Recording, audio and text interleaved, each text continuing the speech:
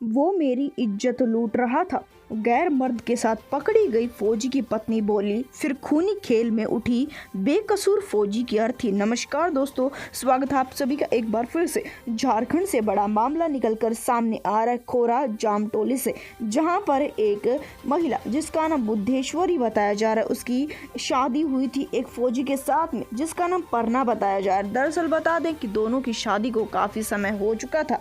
अब वह अपने घर पर आकर रहने वाला था, यानी कि फौजी रिटायरमेंट लेने वाला था। उसी समय पर इस बार आता है अपनी पत्नी को वह सरप्राइज देने के लिए। दरअसल बता दें कि सरप्राइज कुछ इस प्रकार से था, वह अपनी पत्नी को यह बताने वाला था कि अब मैं तुम्हारे पास में रहूंगा। महिला अक्सर ही अपने पति को फोन किया करती थी और कहा करती थी कि तुम्हारे बिना मन नहीं लगता है, कब पता नहीं तुम मेरे पास में आकर रहने लगोगे। इस बार जिस समय पर अपनी पत्नी को वह सरप्राइज देता है और कहता है कि अब मेरी रिटायरमेंट हो जाएगी और मैं हमेशा के लिए तुम्हारे पास में ही रहूंगा, तो महिला का चेहरा बन जाता है, यानी कि महिला अजीब सा चेहरा बना लेती है। अपने पति से ज्यादा बात नहीं करती है। पति को ऐसा लगता है कि उसकी पत्नी इस बात से रूठ गई है, पर उसे मन में ये बात आता है कि उसकी पत्नी इस बात से कैसे रूठ सकती है। उसकी पत्नी तो हमेशा के लिए चाहती थी कि वह उसके साथ में आकर रहने लग जाए। इस बात के चलते फौजी थोड़ा सोचने लगता है, पर अपनी पत्नी को फिर से पूछने लगता है कि तुम्हें दिक्कत क्या है, तो महिला कुछ भी नहीं बता पाती है। इस बात के चलते पति को शक हो गया था। पति छुट्टी पर आया हुआ था, आज वह गांव में टहलने के लिए गया हुआ था। अपनी पत्नी के साथ में वह छोटी सी चाल खेलता है और महिला फंस जाती है। वह कहता है कि मैं 3 से 4 घंटे में आऊंगा, मेरे एक दोस्त के घर पर जा रहा हूँ। महिला खुश हो जाती है, जिसके चलते इधर से पति घर से बाहर निकलता है और उधर से महिला फोन घुमा देती है। दरअसल बता दें कि महिला का अवैध संबंध चल रहा था गांव के ही एक लड़के विनय के साथ में।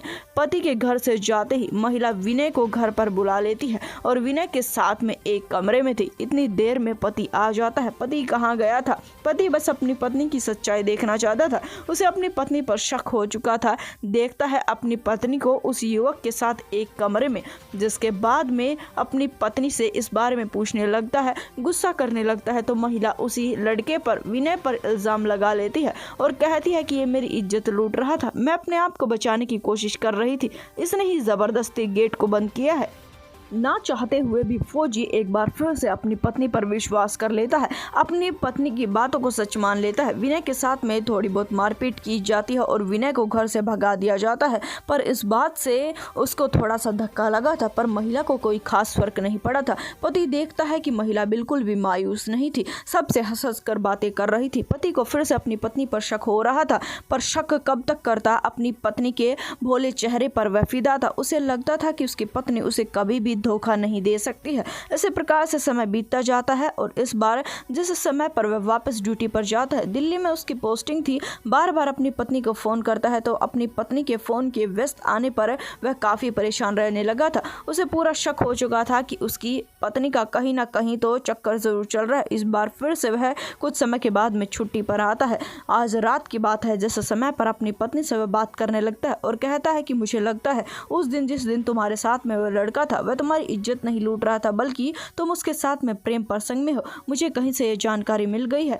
महिला को लगता है कि पति को सच में ही उसका सच पता लग गया है और महिला सारा सच खुद ही उगल देती है और कहती है कि हाँ, मैं उसके साथ में प्यार करती हूँ और मैं तुम्हारे साथ में नहीं रहूंगी, मैं उसके साथ में रहना चाहती हूँ, मैं उसके साथ में इस घर में रहूंगी, तुम्हें मैं इस घर से निकालना चाहती हूँ, तुम्हें मैं रास्ते से हटाना चाहती हूँ, क्या तो खुद इस घर से चले जाओ। पति के बीच में और महिला के बीच में विवाद हो जाता है। पति को सच्चाई जरूर पता लग गई थी, पर अपनी पत्नी के काले इरादे नहीं पता लगे थे। उसे नहीं पता था कि उसकी पत्नी इस हद तक जा सकती है। दोनों के बीच में नोकझोंक हो ही रही थी कि महिला एक डंडा उठा लेती है और अपने पति को पीटना शुरू कर देती है और कहती है कि मेरे घर से निकल जाओ, सारी प्रॉपर्टी मेरी है, सारे पैसे मेरे हैं, तुम्हें मैं फूटी कोड़ी भी नहीं दूंगी। जिस समय पर दोनों के बीच में लड़ाई झगड़े हो रहे थे, महिला डंडे को फेंक कर लोहे की रोड उठा लेती है और पति के सिर पर वार कर देती है। सिर पर वार होते ही पति धड़ाम से गिर जाता है और उसके सिर से खून आने लगता है। जैसे उसके सिर से खून देखती है महिला घबरा जाती है, अपने प्रेमी को तुरंत फोन करती है और कहती है कि जल्दी से आ जाओ, जिसके चलते उसका प्रेमी आता है। वह महिला रो रही थी, उसका प्रेमी समझाता है कोई बात नहीं, अब इसकी हत्या कर दो वरना हमें मुश्किल हो जाएगी। दोनों मिलकर उसकी बेरहमी से हत्या कर देते हैं। हत्या करने के बाद में महिला काफी घबरा जाती है, ये सोच रही थी कि अब वह कैसे बचेगी, उसे तो लोग मार डालेंगे। जिस समय पर पता लगेगा कि उसने फौजी की हत्या कर दी है, इसके चलते महिला एक योजना बनाने लगती है, घर की कुंडी को तोड़ देती है, जिसके बाद में घर में सामान इधर उधर बखेर देती है और रोना पीटना शुरू कर देती है, जिसके चलते स्थानीय लोग, आसपास के लोग उनके घर पर आ जाते हैं।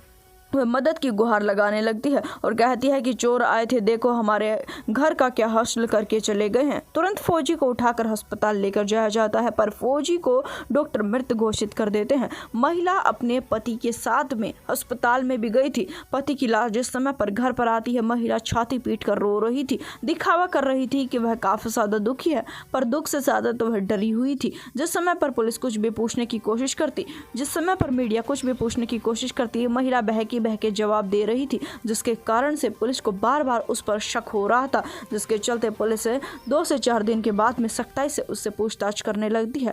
तो सख्ताई से पूछताछ करने पर वह सवालों के जवाब देने में उलझ जाती है और सारी सच्चाई पुलिस के सामने आ जाती है। महिला कहती है कि हाँ, उसने अपने पति की हत्या की है, वह प्रेमी के साथ में रहना चाहती थी, उसी घर में पति भी रहना चाहता था। पति बार बार मेरे अवैध संबंध के आड़े में आ रहा था, इसी वजह से उसे रास्ते से हटाना जरूरी था और मैंने अपने प्रेमी के साथ में मिलकर इस वारदात को अंजाम दिया है। हालांकि फौजी के माता पिता का रो रो कर बुरा हाल है। इस वारदात के बाद में वो सदमे में है। इस वारदात के बारे में आप क्या कहना चाहते हैं, कमेंट सेक्शन में जरूर बताएं। इस वीडियो को ज्यादा से ज्यादा शेयर करें। अगर आपने अभी तक हमारे चैनल को सब्सक्राइब नहीं किया है तो अभी के अभी सब्सक्राइब कर ले। धन्यवाद।